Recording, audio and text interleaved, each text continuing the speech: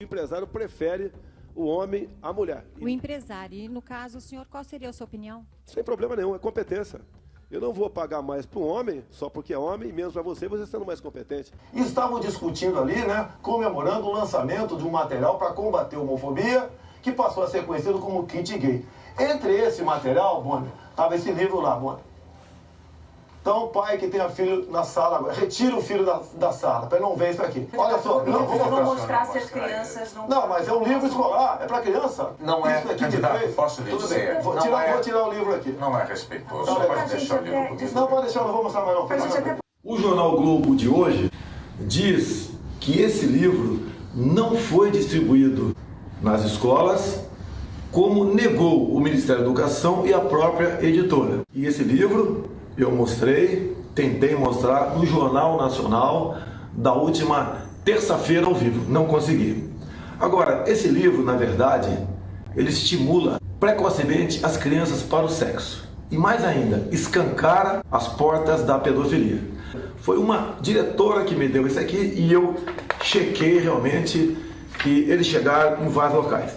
Está escrito aqui, ó. Enfie no buraco do menino o teu dedo, simbolizando o pinto do homem. E aqui do lado, a menina.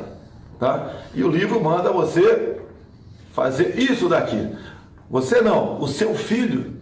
É uma esculhambação o que fazem com a educação no Brasil. Nós vamos combater, ou melhor, continuaremos combatendo esse tipo de material para os nossos filhos. Porque as crianças têm que ser respeitadas em sala de aula.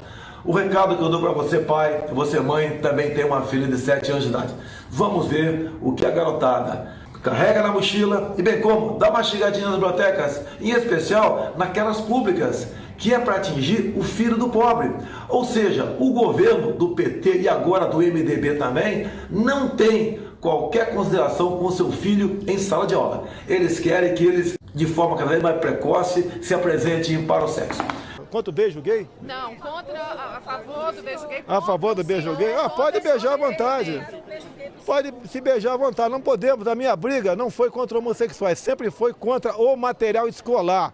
Nós não podemos estimular a criança a partir de 6 anos de idade a serem homossexuais, como o governo do PT vem fazendo. Vocês viram o material do kit gay para estar me pressionando dessa forma? O próprio secretário de alfabetização do MEC, André Lázaro, falou que ficou 3 meses discutindo até a língua de uma menina que estava na boca de outra para o filme. Se um homossexual for maltratado, violentado, a pena é o mesmo, né, para a pessoa que violentar ou maltratar um heterossexual. É que uma minoria de marginais aterrorizam a maioria de pessoas decentes. Quando se fala em menor vagabundo, como esse que foi preso lá no Porto, Rio de Janeiro, você tem que ter uma política para aprisionar esses caras, buscar a redução da moralidade penal e não defender esses marginais como se fossem excluídos da sociedade. Não são excluídos, são vagabundos, que devem ter um tratamento adequado. Defesa de presidiários. Os presídios brasileiros estão uma maravilha. Lá é local do cara pagar seus pecados e não para viver no spa em vida boa. Quem estupra, sequestra, mata, tem que ir para lá mesmo sofrer e não para ter que ir para a colônia de férias. É só você não estuprar, não sequestrar, não praticar latrocínio que você não vai pra lá, porra. Acabou. Tem que dar vida boa pra aqueles canalhas. Eles fodem nós a vida toda. E daí que nós, trabalhadores, vamos manter esses caras presos uma vida boa. Dá exemplo de minoria. Negro. Qual a diferença minha para um negro? Me diga, ele é inferior a mim? O Joaquim Barbosa chegou lá como? Obama chegou lá como? É mérito. Democracia tem que ser dessa forma. O artigo 5º da Constituição não foi revogado nem alterado ainda. Todos nós somos iguais, e ponto final. Eu, caso seja presidente, serei daltônico. Por que um cearense, um nordestino, tem que ter menos direitos do que um afrodescendente? Eles não são sofridos também? STF decide amanhã se Bolsonaro vira réu por racismo. Vamos assistir a matéria, porque eu acho que é um pouco mais importante a gente ver essa matéria e depois ver o que eu tenho para mostrar para vocês. A briga entre os dois deputados já dura 15 anos. Tudo começou em 2003, quando Jair Bolsonaro dava uma entrevista para uma emissora de TV sobre Champinha, menor de idade, na época com 16 anos, que sequestrou e estuprou por 3 dias Liana Friedenbach. Essa moça aqui, ela foi estuprada e morta por aquele elemento lá. E em seguida, o adolescente matou a jovem e o namorado dela. Esse daqui foi morto por aquele moleque lá. Felipe Café, na Grande São Paulo. Maria do Rosário invadiu a entrevista para defender Champinha. Preciso falar mais alguma coisa? Tá aqui claramente para vocês. Ela invadiu a entrevista, tá? O Bolsonaro estava dando a entrevista na época, e ela invadiu para defender o pobrezinho marginalizado, vítima da sociedade. Dizendo que ele era só uma criança. E aí? Dizendo que ele era só uma criança. Enquanto o Bolsonaro... E ela querendo invadir o espaço dele. Aquela menina ali atrás, a cara dela é... Bolsonaro pedia a prisão do assassino e a redução da maioridade penal em caso de estupro.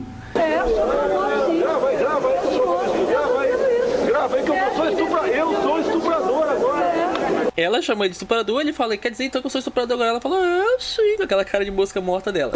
Jamais ia estuprar você porque você não merece. E falar que não estuprar ela porque ela merece, isso sim é um crime, né? Pelo jeito aqui, pelo que a gente tá vendo aqui. Em 2016, quando o Supremo aceitou as primeiras 2 denúncias contra Bolsonaro, a deputada Maria do Rosário considerou a decisão uma vitória para as mulheres. Nesta segunda, o candidato relembrou mais uma vez que a discussão aconteceu porque ele sempre defendeu a redução da maioridade penal, principalmente para crimes hediondos. E se eu falasse, merece? O que ia acontecer comigo? E mais ainda, para te provar que ela não defende mulher e não tem qualquer consideração com as vítimas da sociedade, há 2 anos e pouco votamos uma proposta de emenda à Constituição para reduzir a maioridade penal para os crimes de estupro. Como é que ela votou? Ela votou contra. Quem é que defende mulher? Eu ou ela? Quer dizer, Champinha, hoje aos 28 anos, continua longe da liberdade. Roberto Aparecido Alves Cardoso, acompanhado de comparsas, matou o casal Felipe Café, de 19 anos, e Liana Frenembá, de 16, além de violentar e torturar a garota por 4 dias. Tinha 16 anos quando cometeu o crime e normalmente já teria sido libertado e ficaria com a ficha limpa. Mas a avaliação dos médicos aponta que ele é perigoso para a sociedade. Portanto, será mantido numa unidade de saúde experimental na zona norte de São Paulo. Uma pesquisa do Datafolha indica que 87% da população defendem a redução da maioridade penal para acabar com a impunidade. Isso é fácil perceber nas ruas. Nós vemos hoje no país uma impunidade altíssima.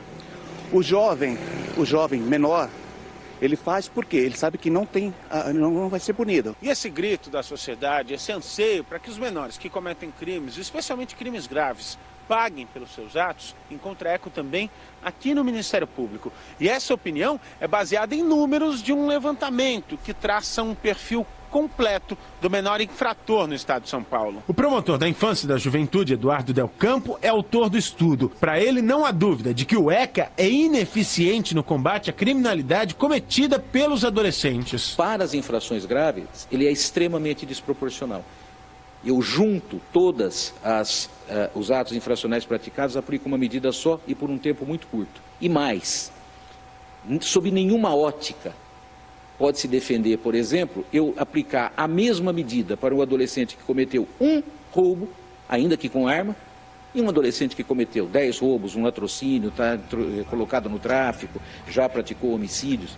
Não é possível que ele receba a mesma medida. E é assim que funciona hoje? É assim que funciona hoje. Ser rico passou a ser crime no Brasil. Então eu estudei igual um desgraçado, ralei, me empenhei para ser pobre. Eu quero ser rico. E a minha política para os pobres, eu quero que o pobre seja rico. As minhas contas de multiplicação na política é somar e multiplicar. Não é dividir e subtrair como o Lula faz. Eu quero que vocês todos sejam ricos. Eu não sou petista de esquerda, querendo a igualdade de todos por baixo. Eu não quero isso, eu quero vocês bem. As minhas operações matemáticas na política é multiplicar e somar. E não dividir e subtrair como é a do PT. Tem 50 mil mulheres, tem boletim de ocorrência que são estupradas todo ano. A violência está aí. Fico com pena de marginais. Esse pessoal não tem recuperação. Tem gente com pena de presidiário, pô. Lá é lugar do cara se ferrar, pô. Vai se explodir, pô. Lá é o lugar dele pagar seus pecados. E o objetivo da cadeia é tirar o canalha da sociedade, não é recuperar, não. E quem acha que tem recuperação, me dê exemplo. Leva para trabalhar na tua casa um estuprador que cumpriu pena para dirigir o carro da tua esposa ou tua filha. Eu acredito que ele acredita na recuperação. Cadeia é igual coração de banho para mim, sempre cabe mais. Mais desconfortável que o preso está aquele cara debaixo da terra. E aquele que chora a morte do teu filho a vida toda. você pobre, tu acha que esse governo está preocupado contigo? Petrobras tem uma dívida de R$500 trilhão. BNDES uma dívida também de R$500 trilhão. Se tivesse preocupado, o governo estaria combatendo a corrupção, para que evitasse mortes em hospitais, para que tivesse uma educação de qualidade e por aí afora. Então esse governo não está preocupado contigo, não está preocupado é consigo próprio. Você sabe o que é quilombola? Você sabe o que é uma reserva indígena? Ser contra essas demarcações é ser contra índio? É ser contra o negro? É ser racista? Falar a verdade dói, incomoda as pessoas de sempre. Vocês viram quem protocolou ação contra mim? Benedita da Silva, Maria do Rosário, entre outros do PT. A indústria da demarcação de terras indígenas está perfeitamente alinhada com o que acontece no meio quilombola. Demarcações completamente descomunais e sem qualquer razoabilidade.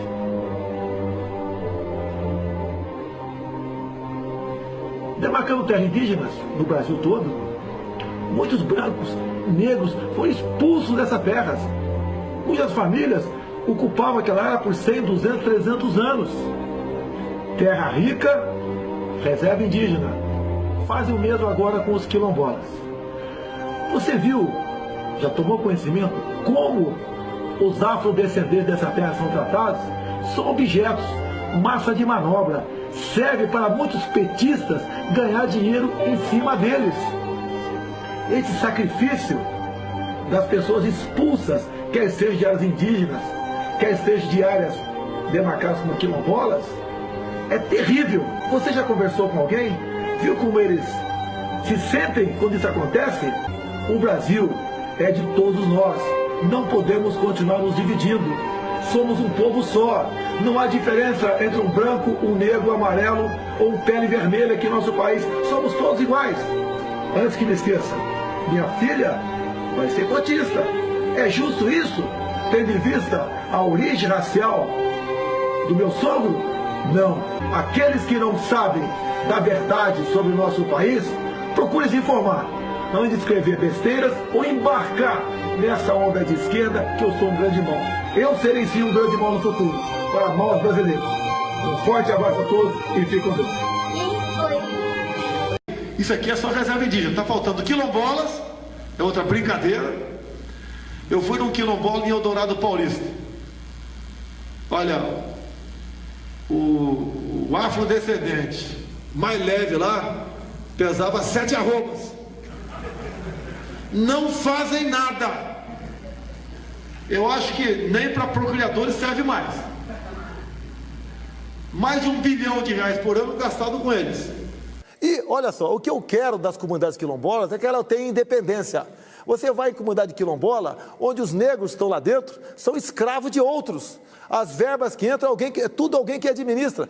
Você vai em quilombola, por exemplo, da Paraíba, são 57, se não me engano, lá. Você, naquela área física delimitada, o quilombola, ele pode, por exemplo, tirar ouro com bateia, mas não pode mecanizar. Na fazenda vizinha, que não tem nada a ver com quilombola, o cara pode mecanizar.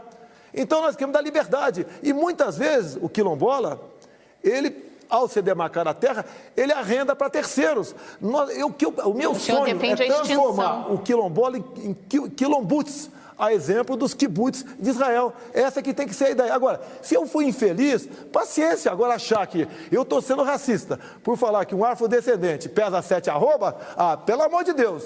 Aí é o fim da picada. Eles querem o quê? Eles querem o quê? Não posso falar mais nada nesse país? O Jornal Nacional mostrou ontem o resultado de uma investigação de nossos repórteres numa comunidade do Recôncavo Baiano. Um lugar que está prestes a ser reconhecido oficialmente como remanescente de um quilombo, mas que, segundo os próprios moradores, nunca foi habitado por escravos. Hoje, as autoridades anunciaram que as denúncias serão apuradas. A reportagem do Jornal Nacional mostrou contradições entre o pedido de reconhecimento e o que dizem os moradores de São Francisco do Paraguaçu. Nem os mais antigos se consideram descendentes de quilombolas. Aqui existiu algum quilombo? Não estou ouvindo falar agora. Indícios de fraude também foram encontrados nas assinaturas que acompanham o documento. Um abaixo-assinado pedindo novas embarcações para os pescadores foi anexado ao processo. Ele usou o nome da gente com isso aqui é mentira. O responsável pelo pedido não soube explicar o que aconteceu. Deixa eu ver aqui. Mas isso aqui então fizeram montagem. E quem fez essa montagem? Não sei. Enquanto isso, milhares de árvores estão tombando na última região de Mata Atlântica do Recôncavo Baiano. A área já está sendo ocupada por supostos descendentes de escravos refugiados. A superintendência do INCRA aqui na Bahia, que na reportagem garantiu não ter dúvida de que a área é remanescente de quilombo, hoje informou que nos 5.000 hectares requeridos pelas pessoas que se dizem descendentes de quilombolas, tem 16 fazendas e pelo menos 2 delas ainda não foram vistoriadas. O Ministério Público Federal vai investigar a denúncia. O Procurador Regional de Minorias e Direitos do Cidadão vai pedir os documentos originais para descobrir se houve má-fé. No caso de uma confirmação, o que pode acontecer? No caso dos particulares que declararam falsamente serem quilombolas, responderam por crime de falsidade ideológica. E no caso do agente público que a recebeu ou de forma omissa ou de forma intencional, pode responder por ação de improbidade e por crime também. Em todo o Brasil, desde 2003, mais de 100 comunidades já foram reconhecidas oficialmente como remanescentes de quilombos. Outros 500 processos estão em andamento. Hoje, o governo federal anunciou que vai mandar uma comissão a São Francisco do Paraguaçu. Se confirmar que o relatório do INCRA, que em construção pelo INCRA tem fundamento, a gente vai continuar tocando o processo de regularização fundiária daquela comunidade. Em não confirmando, a gente vai tomar as medidas que forem necessárias. Um decreto presidencial de 2003 pode estar facilitando a fraude, diz este historiador, especialista em quilombos. Ele explica que agora basta que algumas pessoas se declarem descendentes para que o processo seja iniciado.